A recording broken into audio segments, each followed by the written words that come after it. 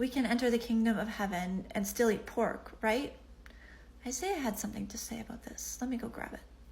If we go look at Isaiah 66, which is the last book of Isaiah, we see a whole section which is called the final judgment and glory of the Lord. So this is final judgment and glory of the Lord, okay? This is verse 17 from that section. Those who sanctify and pure themselves to go into the gardens, following the one in the midst, eating pig's flesh, and the abomination and mice shall come to an end, not entering the kingdom and entering, this is his final judgment, come to an end together. Here's another section in Isaiah 65, and it is conveniently labeled for us judgment and salvation. So what does this section say? In this section, our Father is calling out to us, and he's saying, I spread my hands all the day to a rebellious people who walk in a way that is not good, following their own devices, a people who provoke me to my face continually, sacrificing in gardens and making offerings on bricks, who sit in tombs and spend the night in secret places, who eat pig's flesh, and the broth of tainted meat is in their vessels.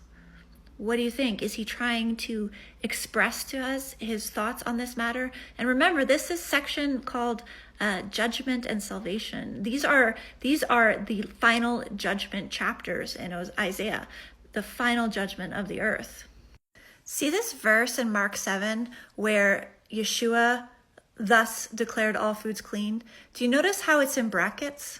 Do you know why it's in brackets? Because it's not in the actual manuscripts. He never said, thus all foods are clean. He was talking about a hand-washing ceremony and bread. He was not talking about pork. He was not talking about shrimp or shellfish or anything like that. He was talking about a hand-washing ritual that had to do with bread.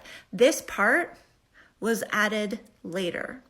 That should give you pause, especially in light of what we just read in Isaiah. If you look in Leviticus 11, where the original commands for the food laws are, you'll see that they're talking about what you may eat and what you may not eat. Basically, what is food and what is not food. Okay? So when a first century Jewish person, especially a Pharisee, is looking at a pig, they are not seeing it as food. They do not call a pig food. It would be like if you saw a dog walking down the street and you're like, oh, that's food.